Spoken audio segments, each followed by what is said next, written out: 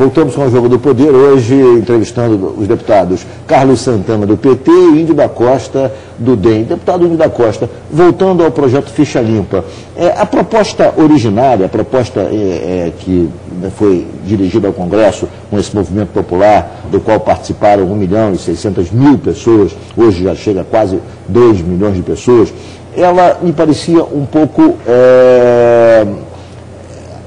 rígida demais, porque ela impedia a candidatura de pessoas que eram condenadas por um juiz de primeira instância. E até mesmo denunciadas. O fato de terem sido denunciadas já era motivo suficiente para impedir a candidatura. Você sabe muito bem, vocês que são políticos, que em políticas há vendetas, há vinganças, há iniciativas de adversários para tentar colocar obstáculos na sua corrida. Ou seja, quer dizer, houve correções, né, no Congresso. Hoje, na realidade, o que se propõe é que se impeça a candidatura de quem foi condenado, pelo menos por um colegiado, o que já dá um certo grau de confiança maior a esse julgamento, né? É isso. Foi feito um trabalho, eu fui escolhido como relator. Na verdade, quando eu fui indicado pelo Democratas como relator para o presidente Michel Temer, o presidente Michel Temer disse que até então ninguém tinha se habilitado a ser relator do Ficha Limpa. E eu conversei com o presidente Michel Temer e combinamos um prazo de 40 dias. E cumpri o prazo. Por quê? Porque a intenção era que já valesse para essas eleições de 2010. Com essa manobra que foi feita na CCJ, e todo o trabalho... Na realidade foi aberto para a apresentação de emendas e então voltou para a CCJ, e o novo relator agora é o deputado do PT, José Eduardo Cardoso. Isso, ele foi indicado hoje, exatamente, o novo relator. Mas o que acontece? Até então, a gente tinha a possibilidade de fazer valer para as eleições de 2010. A partir do momento em que o PT, o PMDB, o PP, o PR e o PTB não assinaram o regime de urgência, eles sabiam, inclusive, que foi dito isso na reunião dos líderes, na frente do presidente Michel Temer, que tem a intenção de votar, o presidente tem tentado colocar para votar esse projeto, eles ali naquele momento enterraram a possibilidade de já valer para o ano de 2010. Né? Mas eu gostaria que você explicasse para os nossos telespectadores exatamente o que o projeto prevê, para que todos tenham ciência exata do que vocês estão brigando, por que vocês estão lutando.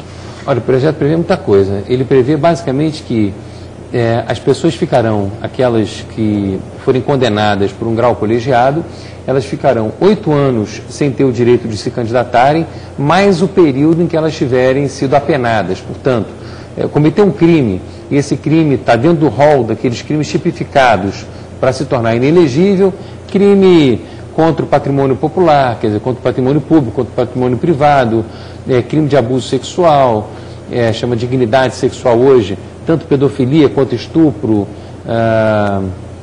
estão dentro da dignidade sexual, crimes contra o meio ambiente, crimes contra a saúde pública, crimes contra a fraude, quando há uma quebra de empresa, e aí... uma falência fraudulenta. Falência fraudulenta, exatamente, quando a falência é fraudulenta. Então, são crimes contra o sistema financeiro, quando o sujeito oculta bens que ele tem no imposto de renda, ou quando ele não tem dinheiro suficiente para comprar aqueles bens que ele tem, apesar de estar, quer dizer, ele é proprietário daquilo, mas não tem como explicar. Então, enriquecimento ilícito. Enriquecimento ilícito. Aí tem também a improbidade administrativa, quando gera enriquecimento ilícito e dá prejuízo ao poder público. Então você vê que houve um cuidado enorme entre o projeto que eu recebi na mão e o projeto que eu entreguei para ser votado. Fiz tudo isso junto com a CNBB, portanto a Igreja Católica, fiz tudo isso ao lado do MCCE, Movimento do Combate à Corrupção Eleitoral. Viajei o Brasil inteiro, ouvindo as pessoas, tanto fazendo palestra quanto ouvindo das pessoas, a opinião delas, para se fazer um texto, Ricardo, que fosse um texto sério e justo para poder ir para o plenário. O que está incomodando muita gente lá é que uma das coisas que está no texto é que quem renuncia durante o processo de cassação, ele perde os direitos políticos também. Caso do Arruda, por exemplo. Arruda, quando foi senador, ele, ao fazer o que não devia ter feito, que foi aberta a votação do painel, em relação à cassação de determinados senadores. Ele renunciou e com isso pôde se reeleger. Ele foi depois eleito deputado, depois foi eleito governador e pelo visto não aprendeu nada. Né? Acabou sendo expulso do meu partido, né? Tiramos ele do partido. Então, é uma característica muito clara de quem cometeu um ato ilícito hoje, acaba retornando, acaba cometendo de novo. Portanto, o ideal é que saia da política. Deputado Carlos Santana, o deputado José Genuíno, do PT, deu uma declaração a respeito desse projeto, dizendo que o projeto não serve à boa política. O senhor discorda dele ou concorda? Não, eu acho que ele falou no afã da nível da discussão. Eu acho que assim, primeiro, eu acho que a gente tem que louvar, porque eu sempre tenho, eu acho que assim, a democracia ela tem que ter uma participação ampla, uma participação popular. Assim, como eu venho do movimento popular e venho da camada humilde da sociedade, sempre logo no sentido da sociedade poder estar exercendo o seu papel democrático. Então, ao fazer o projeto, já é uma grande vitória da população. A casa, e aí o nobre deputado Índio foi muito feliz, quando recebe o projeto e faz as mudanças de acordo com a realidade do Brasil, de acordo, entendeu, com essa realidade. Eu acho que isso, eu acho que o Genuíno, entendeu? Quando ele falou numa fã. Evidentemente. Genuíno fala que filosoficamente é contra. Como nós tem vários outros deputados do seu partido também é contra. Não adianta o líder. Não adianta ter líder do governo. Não adianta você falar que o Genuíno é contra. Aqui não é uma discussão eleitoral. Ele não tem problema, aqui não é uma discussão eleitoral. Mas todo mundo sabe que Genuíno é conhecido nacionalmente. Entendeu? Mas ele foi para o plenário dizer que era contra. Mas ele falou numa fã e ele tem.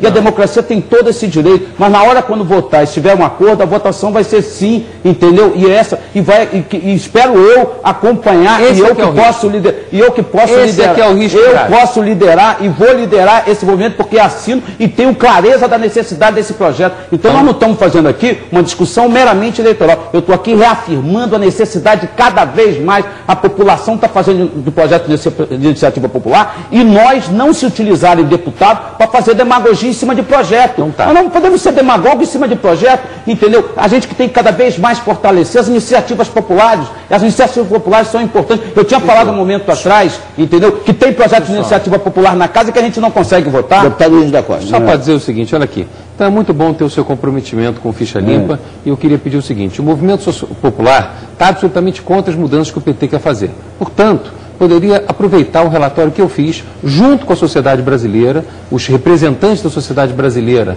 que levaram esse projeto para lá, a Associação dos Magistrados do Brasil, o Movimento do Combate à Corrupção Eleitoral, OAB Nacional, a CNBB e outros organismos da sociedade, enfim, que participaram desse processo, para que a lei a ser votada no plenário da Câmara, que será agora no começo de maio, seja a lei que foi feita em conjunta, e não uma lei dilacerada, que é o que está acontecendo, que eles estão fazendo na CCJ, é detonando com ficha limpa, para depois dizerem que não, votamos o ficha limpa, mas votamos de maneira absolutamente, que não vai virar um Frankenstein. Deputado Luiz da Costa, eu vou fazer um rápido intervalo, mas eu queria fazer uma observação, uma pontuação para o senhor comentar depois do nosso intervalo, depois do nosso break.